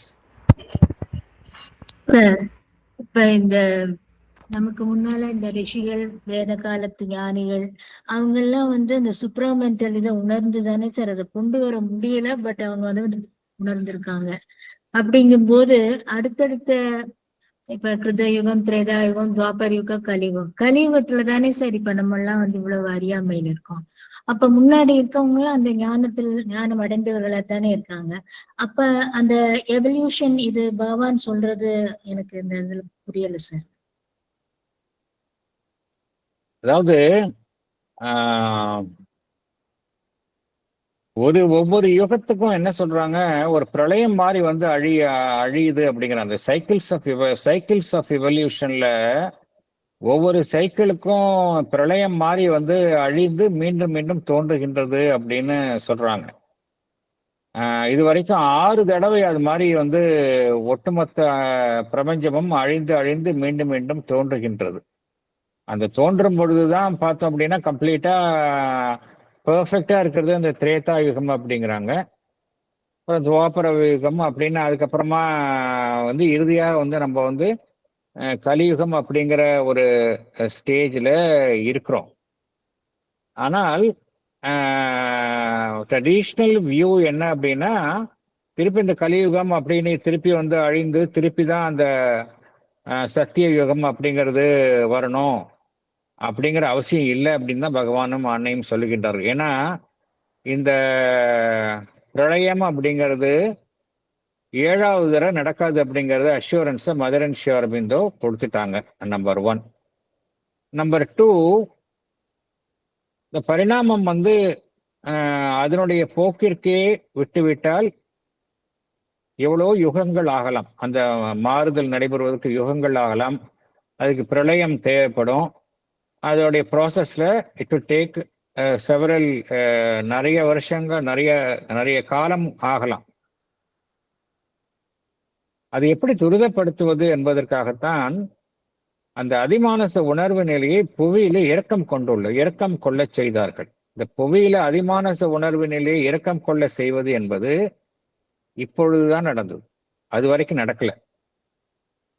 அது ஞாபகம் வச்சுக்கணும். நம்ம ரிஷிகள்லாம் வந்து கண்டறிந்த அந்த சூப்ராமெண்டல் சன் அதை வந்து அவங்க பார்த்திருந்தார்கள்.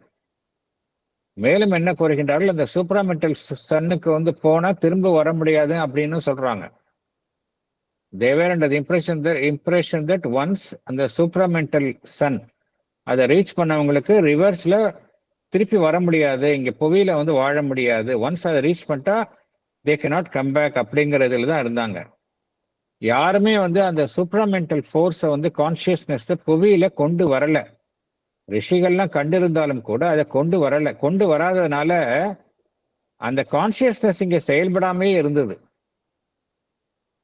இப்ப அந்த சூப்ராமெண்டல் கான்சியஸ்னஸ் வந்து செயல்பட ஆரம்பித்ததுனால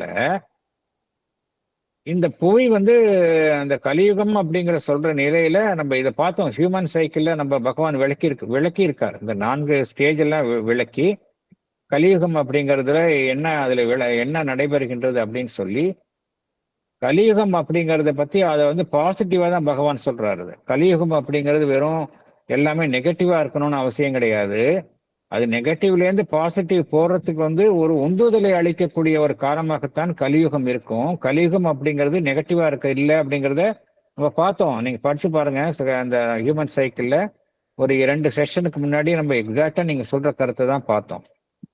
கலியுகம் அப்படின்னு நம்ம எல்லாம் நெகட்டிவா திங்க் பண்றோம். அது இல்லை அப்படிங்கிறாரு. அது வந்து எதுக்குன்னா எதெல்லாம் வந்து தலை தூக்கி மீண்டும் அதெல்லாம் அழிந்து நல்லது வரத்துக்கான ஒரு வாய்ப்பு தான் கலியுகம் அப்படிங்கிறத பாசிட்டிவா தான் பகவான் சொல்றாரு. முக்கியமான கருத்து என்ன அப்படின்னா, இதுவரைக்கும் இந்த புவியினுடைய வரலாற்றிலேயே நடைபெறாத ஒன்று இப்பொழுது நிகழ்ந்துள்ளது என்ன அப்படின்னா, the descent of supramental consciousness இங்க நம்ம புவியில செயல்பட ஆரம்பித்ததுனால இந்த பரிணாமத்தினுடைய இந்த நீண்ட காலம் வந்து ஒருவர் காத்திருக்க வேண்டிய அவசியம் இருக்காது. துரிதமாக இது நடைபெறும். இது வந்து இதுவரைக்கும் நடைபெறாத ஒன்று, புவியில இதுவரைக்கும் நடைபெறாத ஒன்று.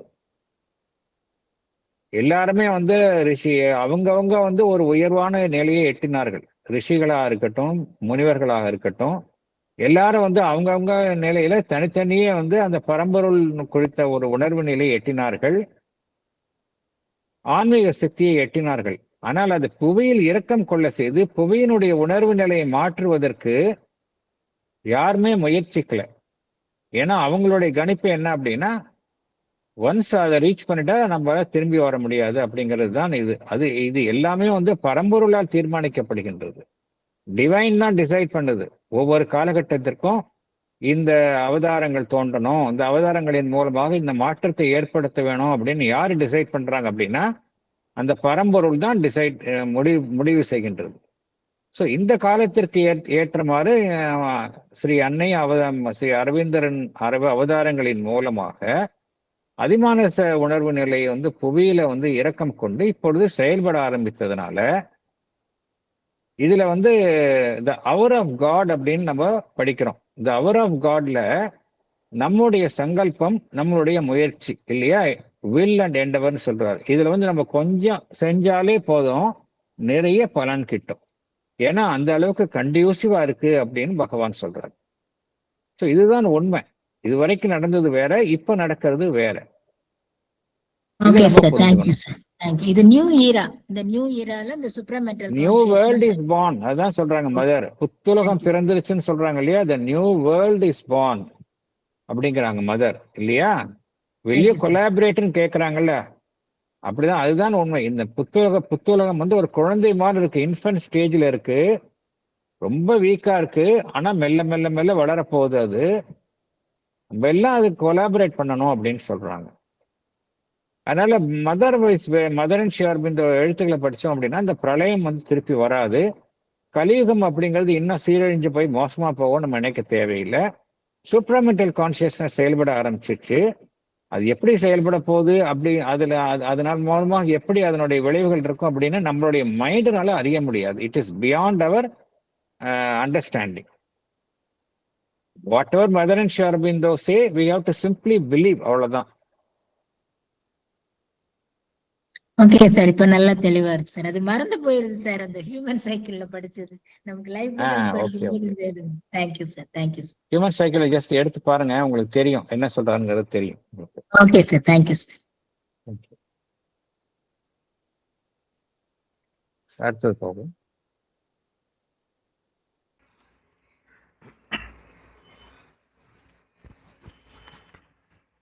The integral knowledge, since it must result from a change of consciousness, can be gained by a process in which our will and endeavor have a part, in which they can discover and apply their own steps and method. Its growth in us can proceed by a conscious self-transformation. It is necessary then to see what is likely to be the principle of this new process of evolution and what are the movements of the integral knowledge that must necessarily emerge in it. Or, in other words, what is the nature of the consciousness That must be the base of the life divine, and how that life may be expected to be formed or to form itself, to materialize, or as one might say, to realize.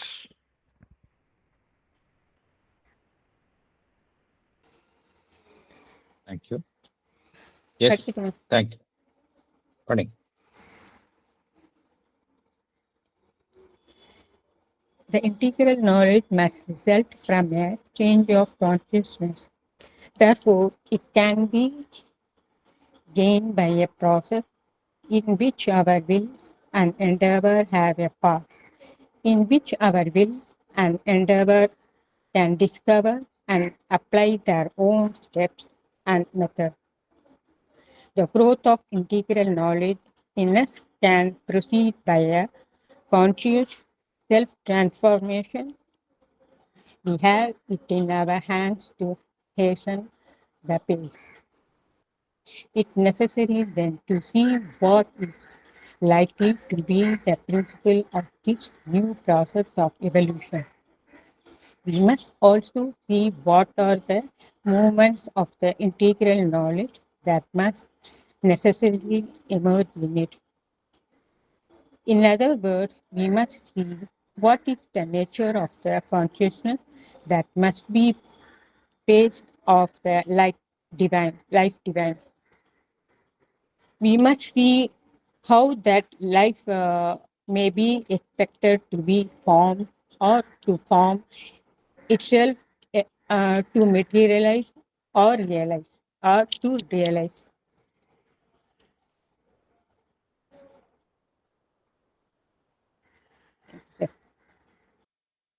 Thank you.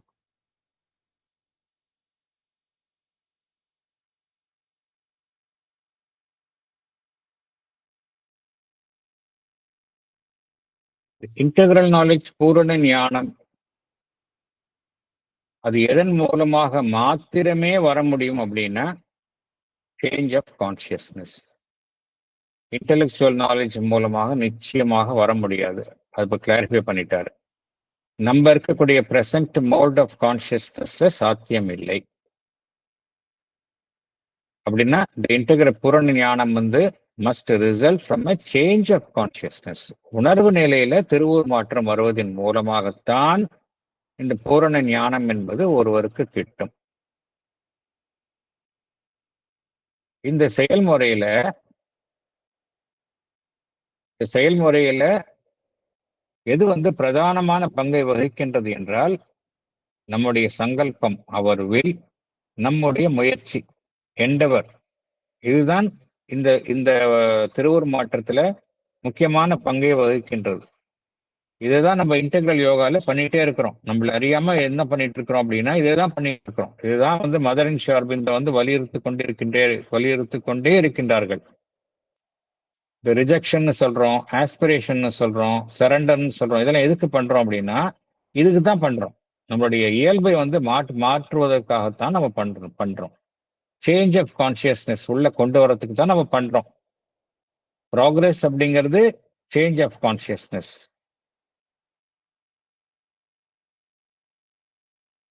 இதுல நம்முடைய சங்கல்பமும் முயற்சியும்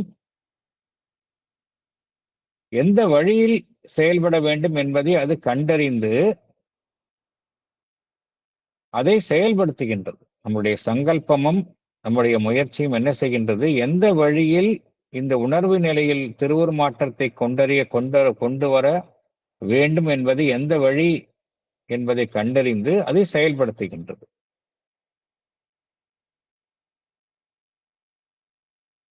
நம்மை நாமே சுயமாக திருவுரு மாற்றம், உணர்வுள்ள ஒரு திருவுரு மாற்றத்தில் நம்ம ஈடுபடுத்திக் கொள்வதன் மூலமாகவே இந்த பூரண ஞானம் என்பது மெல்ல மெல்ல நமக்கு கிட்டும். இதைத்தான் பகவான் குறிப்பிடுகின்றார்.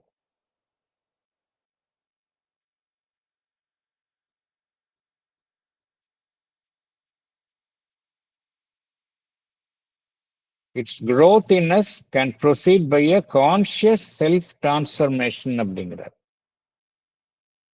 இன்றைக்கு இருந்ததை விட நாளைக்கு நம்ம ஒரு நம்மிடம் இருக்கிற இயல்பில் இருக்கக்கூடிய குறைகளை மெல்ல மெல்ல களையணும். அது ஒவ்வொரு நாளும் வந்து இந்த ப்ராசஸை நம்ம வந்து செய்வதன் மூலமாகத்தான் இந்த வளர்ச்சி ஏற்படும். இந்த வளர்ச்சி, அதாவது பூரண ஞானத்தை எட்டுவதில் நமக்கு வளர்ச்சி ஏற்படும் அப்படிங்கிறார்.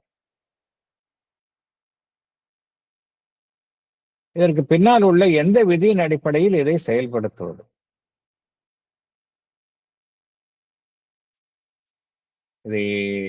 இதனுடைய செயல்படும் அதனுடைய அந்த எந்த கதியில் அது செயல்படுவது என்பதை நம்மால வந்து துரிதப்படுத்த முடியும். அது நம் கையில் தான் இருக்கின்றது. அது குறைவாக நம்ம அது வந்து மெதுவாக செல்ல வேண்டுமா, விரைவில் செல்ல வேண்டுமா என்பதை தீர்மானிப்பது நம்ம கையில தான் இருக்கு.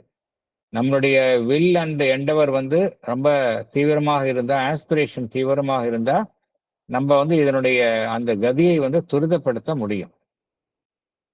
அதனுடைய வேகத்தை நாம் துரிதப்படுத்த முடியும். இந்த நியூ ப்ராசஸ்ல எது வந்து ஒரு விதியாக இருக்கணும், எந்த விதியின் அடிப்படையில இது செயல்பட முடியும் அப்படிங்கிறத நம்ம பார்க்க போறோம். இப்ப பகவான் வந்து அடுத்த சாப்டர்ல வந்து என்ன பகவான் வந்து சொல்ல போறார் அப்படிங்கிறத இந்த கடைசி ஃபியூ சென்டென்சஸ்ல இப்பே சொல்லிடுறார். இது அடுத்த சாப்டர் வந்து the integral knowledge and the aim of life, 4 theories of existence அப்படிங்கிறது தான் அடுத்த சாப்டர். அதனுடைய உட்கருத்தை வந்து என்ன பார்க்க போறோம் அப்படிங்கிறத சொல்றாரு. எப்படி இத நம்ம வந்து இந்த புதிய பரிணாமத்துல எந்த விதியின் அடிப்படையில நம்ம இது செயல்பட போகின்றது என்பதை நம்ம அறியணும். நம்ம வந்து இந்த பரிணாமத்தின் மூலமாகத்தான் இந்த உணர்வு நிலையில திருவுருமாற்றம் வர வேண்டும் என்பதை நாம் அறிகின்றோம். அது எந்த விதியின் அடிப்படையில நம்ம வந்து செயல்படுத்துவது அது தெரியணும் இல்லையா? அது இந்த எந்த விதியின் அடிப்படையில் செயல்படுத்துவது என்பதை தெரியல அப்படின்னா நம்மால அதுல ஈடுபட முடியாது. எந்த விதியின் அடிப்படையில் அதை செயல்படுத்துவது, அதன் மூலமாக இந்த பூரண ஞானத்தினுடைய எவ்வித இயக்கங்கள் வந்து அதிலிருந்து வெளிப்படும். 2 விஷயங்கள். நம்பர் 1, எந்த விதியின் அடிப்படையில் இதை செயல்படுத்துவது. 2வது, இதன் மூலமாக எவ்வித அந்த பூரண ஞானத்தினுடைய எந்தவித இயக்கங்கள் வந்து அதிலிருந்து வெளிப்பட போகின்றது என்பதை அறியணும் அப்படிங்கிறார். இன்னும் பகவான் வந்து அதை வந்து தெளிவுபடுத்துகின்றார். நம்ம பார்த்தோம் இன்டெகிரல் நாலேஜ் வந்து உணர்வு நிலையில் ஏற்படக்கூடிய ஒரு மாற்றத்தின் விளைவாகத்தான் கிட்ட வேண்டும் அப்படிங்கிறத பார்த்தோம். The integral knowledge must result from a change of consciousness அப்படிங்கிறத பார்த்தோம். இதுதான் வந்து சீட் சென்டென்ஸ், இதுதான் மைய கருத்து. அப்படின்னா எத்தகைய உணர்வு நிலையை அடைவது? இப்ப இருக்கிற உணர்வு நிலையில முடியாதுன்னு சொல்லிட்டாரு இல்லையா? இந்த பிரசன்ட் மோட் ஆஃப் கான்சியஸ்னஸ்ல இன்டெகிரல் நாலேஜ் வந்து கிட்டாதுன்னு சொல்லிட்டாரு ஏற்கனவே. சோ அடுத்த கேள்வி நமக்கெல்லாம் எழுகின்றது, எத்தகைய உணர்வு நிலையை அடைந்தால் நமக்கு இந்த பூரண ஞானம் கிட்டும் அப்படிங்கிற கேள்வி எழுகின்றது. அது ஒரே ஒரு ஆன்சர் ஒண்ணுதான், சூப்ராமெண்டல் கான்சியஸ்னஸ், அதுதான். பட் பகவான் வந்து அதை வந்து கோடிட்டு காட்டுகின்றார். What is the nature of the consciousness that must be the base of the life divine? ஒருத்தர் வந்து இந்த தெய்வீக வாழ்வை வாழ்வதற்கு எந்த உணர்வு நிலை அடிப்படையாக இருக்கணும், ஃபவுண்டேஷனாக இருக்கணும், அது குறித்து நம்ம வந்து கண்டறியணும் அப்படிங்கிறார். இதெல்லாம் அடுத்த சாப்டர்ல நம்ம பார்க்க போறோம். பின்வரும் சாப்டர்ஸ்ல பார்க்க போற விஷயத்தை பகவான் முன்கூட்டியே அறிவிக்கின்றார். அப்புறம் என்ன சொல்றார்? We must see how that life may be expected to be formed, அதாவது divine life, to form itself, to materialize, to realize, அதாவது தெய்வீக வாழ்வு, லைஃப் டிவைன் எப்படி வந்து அது உருவாகப் போகின்றது, எப்படி அது வடிவெடுக்க போகின்றது, எப்படி வந்து இந்த புவியில் வந்து அது வந்து ஒரு உண்மையான ரியாலிட்டியாக அது வந்து உருப்பெற போகின்றது,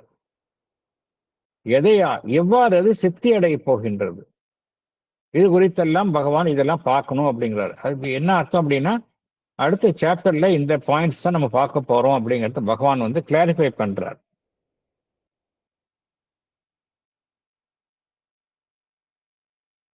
இந்த புதிய பரிணாமத்தினுடைய அதற்கு பின்னால் உள்ள பிரின்சிபிள் விதி என்ன, பூரண ஞானத்தின் மூலமாக எவ்வித இயக்கங்கள் வந்து வெளிப்பட போகின்றன, எவ்வித உணர்வு நிலையை ஒருவர் எட்டினால் இந்த பூரண ஞானம் ஒருவருக்கு கிட்டும், எவ்வாறு இந்த தெய்வீக வாழ்வு இந்த புவியில் உருவெடுக்க போகின்றது, நிலையாக இங்க தங்க போகின்றது. ரியலைஸ்னா என்ன அர்த்தம்னா நிலையாக இருக்க போகுதுன்னு அர்த்தம். மெட்டீரியலைஸ் ஆர் ரியலைஸ் எவ்வாறு ஆக போகின்றது, இதெல்லாம் நம்ம அறிந்தோம் அப்படின்னா இதோட ரிலேட்டட் இது அப்படிங்கிறார். ஸோ என்ன புரிஞ்சுக்கிறோம் அப்படின்னா, இன்டெகிரல் நாலேஜ் என்ன அப்படிங்கிறது ரொம்ப அழகா பகவான் வந்து ரொம்ப பியூட்டிஃபுல்லா என்ன அப்படிங்கிறது ரொம்ப தெளிவா நம்மளுக்கு புரிய வச்சுட்டார். மைண்ட் லெவல் நம்ம புரிஞ்சுக்கிட்டோம். அடுத்தது இன்னொன்னு சொல்லிட்டாரு, இதை வந்து நம்ம வந்து ரியலைஸ் பண்ணணும் அப்படின்னா ப்ரெசன்ட் மோல்ட் ஆஃப் கான்சியஸ்னஸ்ல நம்மளால வந்து முடியாது. நம்மளால எப்படி முடியும்? ஃபார் எக்ஸாம்பிள், நம்ம வந்து அந்த காஸ்மிக் கான்சியஸ்னஸ் ஏற்றணும், நம்மளோட ஈகோ கம்ப்ளீட்டா டிசால்வ் பண்ணி அது ஒரு சித்தி, உள்ள இருக்கக்கூடிய அந்த கம்ப்ளீட் சைத்திய புருஷனை ஃபுல்லா நம்ம ரியலைஸ் பண்ணி அதை வந்து மனமுடல் வாழ்வு அதுவே வந்து ஒரு பெரிய சித்தியாக இருக்கும். அப்புறம் நம்மளுடைய கான்சியஸ்னஸ் எப்படி இருக்கணும் அப்படிங்கிறாரு, கம்ப்ளீட்டா நம்மளுக்கு எல்லா ஜீவனினுடைய அனைத்து பகுதிகளிலும் இருக்கணும் அப்படிங்கிறாரு. நம்மளுடைய காஸ்மாஸ்க்கு பின்னாடி இருக்கக்கூடிய அந்த எது அனைத்துக்கும் ஆதரவாக இருக்கின்றதோ அது குறித்த ஒரு உணர்வு நிலையை எட்டணும் அப்படிங்கிறார். எல்லாத்திற்கும் மேல இருக்கக்கூடிய அந்த பரம்பொருள் தான் அனைத்திற்கும் மூலம் என்கின்ற அந்த ஒரு எக்ஸ்பீரியன்ஸ், இதெல்லாம் வந்து சித்தியாக அடையணும் அப்படிங்கிறார். இதை வந்து வெறும் நாலேஜ் பத்தாது, எக்ஸ்பீரியன்ஸ் மாத்திரம். எக்ஸ்பீரியன்ஸ்னா ஸ்பிரிச்சுவல் எக்ஸ்பீரியன்ஸ் அப்படிங்கிறது நிலையான அனுபவமா இருக்காது, அனுபவம் கிட்டும் மறைந்து விடும். ஆனா சித்தியாக ஒரு அடையணும், ரியலைஸ் பண்ணணும் அப்படிங்கிறாரு. அது மாத்திரமல்ல, அது குறித்த அந்த சேஞ்ச் ஆஃப் கான்சியஸ்னஸ் வரணும். அப்பதான் வந்து கம்ப்ளீட்டா இந்த நாலேஜ் எல்லாம் வந்து எப்பொழுதுமே ஒருவருக்கு கிட்டும். அதன் மூலமாகத்தான் தெய்வீக வாழ்வு இந்த புவியில் சாத்தியம் அப்படிங்கிறார். இதெல்லாம் எப்படி அடைய போறோம், இதற்கு பின்னால் உள்ள விதி என்ன, இதெல்லாம் கண்டறிந்தால்தான் நம்மளால அடுத்த ஸ்டெப்புக்கு போக முடியும். எப்படி இந்த நியூ கான்சியஸ்னஸை எட்டுவது, எப்படி பரிணாமத்துல எந்த விதியின் அடிப்படையில் இதை செயல்படுத்துவது, இதையெல்லாம் அறியணும் அப்படின்னா அதுக்கு வேறு சில கருத்துக்களை பகவான் நமக்கு தெளிவுபடுத்துவார். வரப்போற சாப்டர்ஸ்ல தெளிவுபடுத்துவார். அதுக்கு ஒரு அதை வந்து முன்னரே ஒரு கோடிட்டு காட்டும் வண்ணமாகத்தான் பகவான் இந்த கருத்துக்களை இங்கு கோருகின்றார்.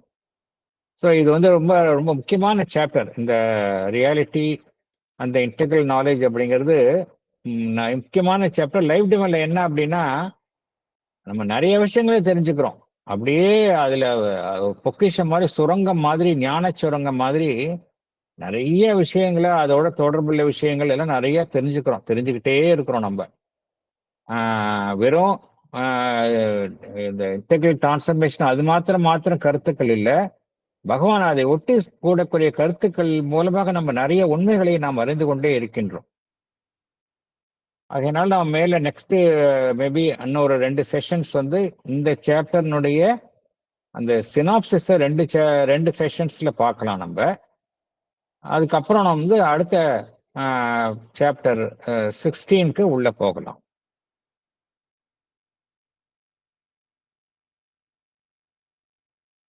வேறு ஏதாவது கருத்துக்கள் இருந்தால் பகிர்ந்து கொள்ளலாம்.